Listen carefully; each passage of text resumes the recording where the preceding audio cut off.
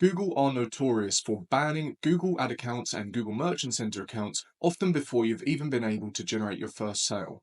But what most people don't realize is that 99% of the time, these suspensions are entirely avoidable. And in this video, I'll show you exactly how. This is video 4 of my 0 to 10K per month challenge. In the last video, I built out everything in the back end of my new Shopify store, which meant leveraging my ICP document to build a high converting product page. Not only that, but I also added the policy pages and made sure that everything is Google compliant. Today, I'm going to be preparing everything for launch. So that means setting up all of the necessary accounts, my Google ad account, Google Merchant Center account, Google Analytics account, and of course, setting up the conversion tracking, all without triggering a single suspension. I'll also be building my campaigns and breaking down my high converting strategy. So you're not going to want to miss that, trust me. If you follow this setup exactly, you'll have the highest possible chance of launching your accounts without the risk of suspension. And if you implement my Google Ads strategy, then you'll be converting like a pro. In just a moment, I'll be going ahead and creating these accounts for my new dropshipping store. But before I do, I just want to summarize what we covered in the previous video because it is important. So first and foremost, I used ChatGPT to create an ICP document that I could then use to leverage and build a high converting product page that's built to speak to my customers. Second, the product page is the most important page as that's where we're going to be sending all of our traffic. So after making sure that had been set up and I was happy with it, I then proceeded to build out the policy pages. Now to do that, I use Shopify templates. They're very, very good and I've never had any issues in using their templates. But what I always do as an added layer is I do run it through ChatGPT and I make sure I tell ChatGPT the location I intend on advertising in, and I ask it to review the templatized policy pages that I've got from Shopify in line with local law to make sure that I am compliant. And then third, I applied my Google Merchant Center suspension prevention checklist. I ran through all of the individual checks, making sure that my website was totally compliant. This last step is an absolute non-negotiable. If you skip this, it's very likely that when you do create your Google Merchant Center account, you will indeed get suspended. I actually gave away my Google Merchant Center suspension prevention checklist in the previous video of this series. So if you do want access to that, be sure to check out the previous video. Now, what I will say is in my experience, I've never seen someone who is 100% compliant get suspended for no reason. Sure, maybe sometimes it does come down to luck of the draw, but no one gets suspended for no reason. That's why I follow a comprehensive Google Merchant Center suspension prevention checklist. And to date, all of my students who have followed this checklist to the button haven't experienced any issues. So now that I'm confident that my website is fully Google compliant, I need to go ahead and create my Google ad account, my Google Merchant Center account, Google Analytics account, and then set up my conversion tracking. Now, the account creation process itself is very simple and straightforward.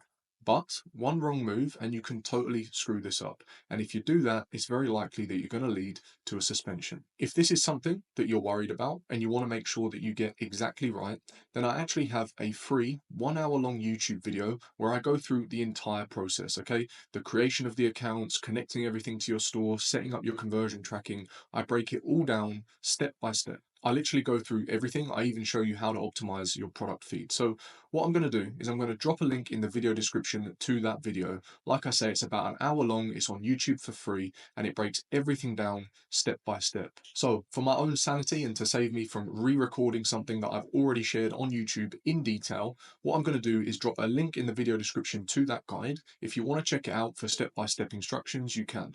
But in the meantime, what I'm going to do is pause for about 1 hour. I'm going to go ahead, create all of the accounts, add all of the necessary business information, set up the conversion tracking, and then I'll check back in with you and continue the video. So I'll see you in just a moment. All right, so the Google accounts have been created and the conversion tracking is set up. So this is starting to get quite exciting now. We are very close to launch. And in just a moment, I'm going to share with you my Google advertising strategy. Now, I made some notes while creating the accounts of things that I wanted to share with you guys. So first and foremost, when creating the Google ad account, I remembered that I actually have a manager ad account here in Dubai. So what I decided to do was create the ad account for my separate entity through my manager account. So what does this actually mean? Well, when you have a manager account, it means that you're managing the ads of multiple different businesses. So in the eyes of Google, it almost gives you like an added layer of protection. You have a bit more authenticity. It's different to someone coming in brand new and creating a Google ad account where Google may hold you to a bit more scrutiny. With that also comes connections to Google reps that you can reach out to should you have any issues. And from what I've seen in my experience, it also means that you get less advertiser verification pressure. And what I mean by that is when you do create a new advertising account, Google wants to know everything about you. They want to know who you are. And rightly so, because Google is a business at the end of the day. And what they're trying to provide is a safe environment for people to shop online. So they want to know everything about who is selling the products. Now, does that mean that you're going to face issues if you create a Google Ad account without the use of a manager? No, not at all.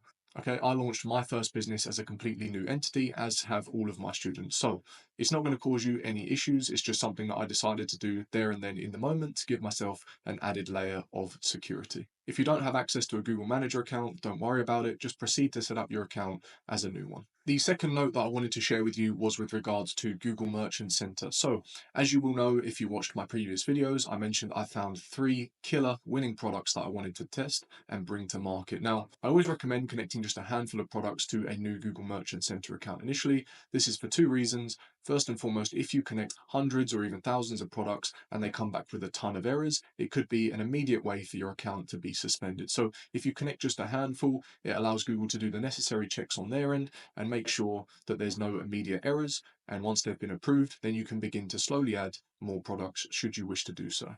The second reason I only connected one product is because I haven't yet finished building the product page for the other 2 products. But this is totally fine. I'm going to proceed to launch my campaigns just with a single product. And like I say, I'm going to break down the strategy for you in just a moment. Yes, shock, you can launch a single product store on Google and generate $10,000 a month. And I'm going to show you how in just a moment. Before I do that, there's one more thing I wanted to mention. When setting up the conversion tracking, I used SimProcess, and it's the same conversion tracking app that I've been using since 2020 when I first got into ecom. SimProcess is super cheap, it costs like $5 a month, and in my experience, you can comfortably get sort of 70 to 80% accurate. One thing I do like to do, which improves conversion tracking further, is use UTM parameters, and these I apply to all of my campaigns inside of my Google advertising account. So SimProcess plus UTM parameter tracking, you should expect to see about 70 to 80% accuracy. Now at scale, this may start to come down a little bit and become a bit more unreliable, and it's at that point I will consider adding in server-side tracking, where we start to leverage first-party customer data and enrich that data for greater accuracy. But that's something we can talk about in a later video. It's certainly not something that we need right now to get us to our first $10,000 a month. So now that all the accounts have been set up and the conversion tracking appears to be connected and working, what I'm going to do is just let the dust settle for a moment on the new Google Merchant Center account.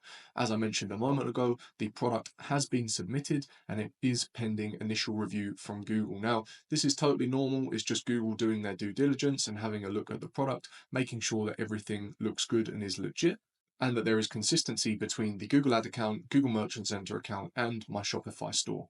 But by now you guys should know that I'm a big advocate of speed and momentum, so I'm not going to let that prevent me from building the campaigns. I'm going to share with you guys my strategy right now, and then I'm going to proceed to build the campaigns and prepare for launch. So let's get into it. So now is where you guys get access to the secret sauce. So I'm going to start initially by launching 3 different campaigns. I'm going to share with you the campaign types that I'm going to be launching, the budget I'm going to launch with on each campaign, and also the bidding strategy. So, wow, these lines are awful. Maybe I should have used this line tool. Does this give me a straight line? No. You can see I'm a Canva noob here. Oh, hold on, no, we are getting lines down here. There we go. Let's neaten this up a little bit. How do we delete? Delete? Oh, there we go. All right, let me clean this up for you guys a little bit and then we'll get back to it.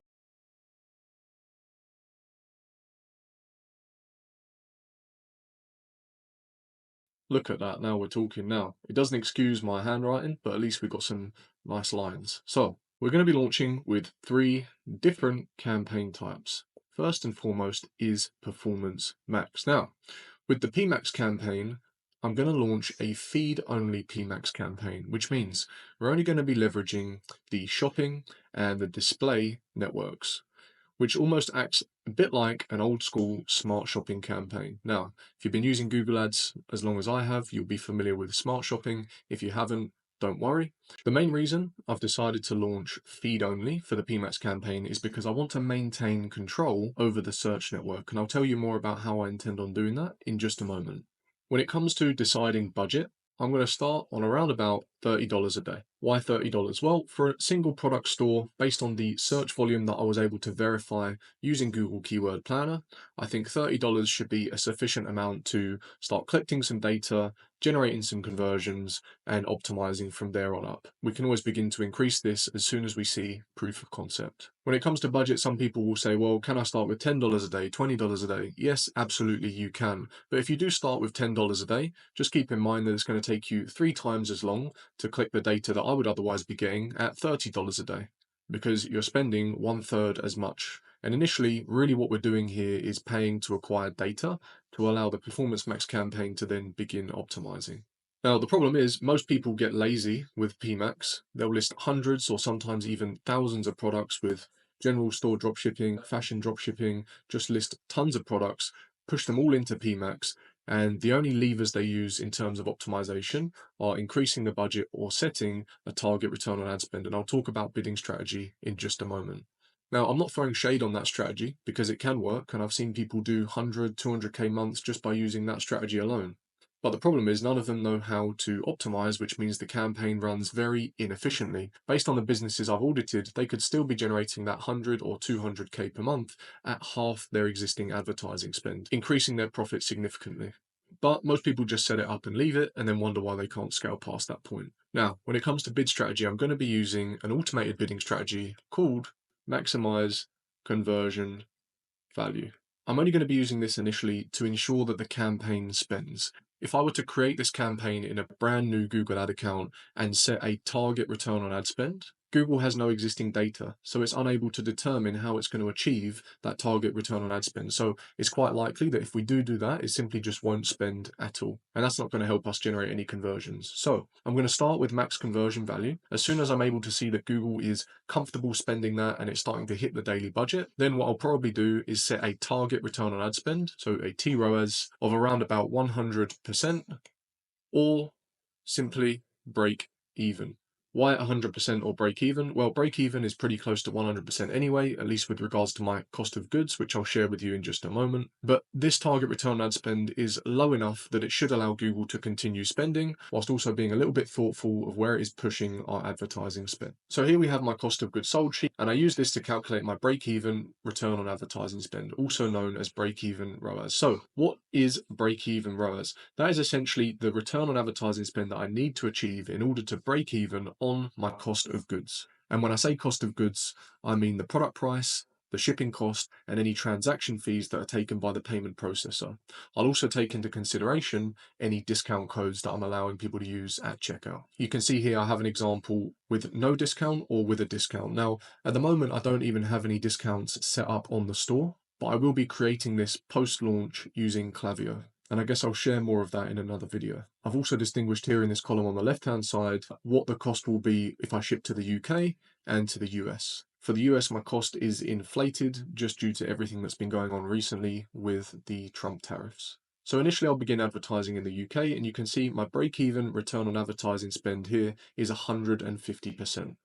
It's extremely important that you understand your financials, because at the end of the day, we're in this business to make money, and therefore it's extremely important that you know how much money you're making per sale. If you're not sure how to calculate this, I actually give away this sheet for free, complete with all of the calculations inside of my free Google Ads community. So I'll drop the link in the video description. If you guys want to join, it's completely free and you gain access to this sheet. And as you can see here, I've got some very healthy margins, about $260 profit per sale. Obviously, this doesn't include our advertising spend, but if I'm spending more than $263 to generate a conversion, there's a problem. So we've got a nice healthy margin there. The margin as a percentage is 66%, which in this instance is a little bit less relevant because you can see how sizable the profit is in terms of a monetary amount. And this is why I love high ticket products and Google Ads, because remember, all we're doing with Google is selling products to people that are already looking for them, which means we have a high conversion rate. And the benefit we have by building a niche store and becoming a branded store is we can justify a premium price point. I don't know many other people that are dropshipping and earning $263 profit per sale. Like I say, I need to deduct ad spend from that, but all will be revealed later. Once I launch the store, I'll show you guys what my cost per conversion is and what I have at the end in terms of net profit. If you'd rather sell $30, $40, $50 products using meta ads, generating $10, $15, $20 profit per sale, be my guest. But with that comes tons more customer support and a lot more headache. Personally, I like high ticket, but hey, that's just my approach. All right, so now you know my break-even return on ad spend is about 150. So like I say, after a few days of running, I would likely set a T-ROAS just to give the PMAX campaign a little bit more guidance. In addition to the PMAX campaign, I'll also be setting up 2 search campaigns. With this search campaign, I'll be targeting high intent, high converting search terms that I identified during my product research. I actually have a video on YouTube, it's about 30 minutes long, and I break down my entire search campaign strategy from showing you how to do the keyword research, how I structure and build the ad groups, how I determine which bidding strategy to use and budgets, absolutely everything. So if you do want a detailed breakdown of how this strategy works, then I'd recommend that you check out that video. I will give you a little bit more context on exactly what I'll do here in just a moment, but for now, what I'll be doing is setting my budget to about $30 a day. I will be using a max clicks bidding strategy. This is a little bit similar to the max conversion value bidding strategy, but the difference is Google's going to prioritize click volume over click quality. Okay, because it's not optimizing here for conversion value like we're doing with the PMAX campaign. Instead, it's optimizing for maximum clicks, which means Google's going to bid on that click regardless of whether or not it thinks it's going to convert. Now, the reason I'm using this is because I've already identified which keywords are high converting and which ones I want to bid on. So I don't mind Google bidding on these keywords as much as possible. Instead, actually, that's exactly what I want. I want to get as many clicks as possible for the keywords that I'm targeting. However, there's one thing that I will do to safeguard myself, and I will set a max CPC.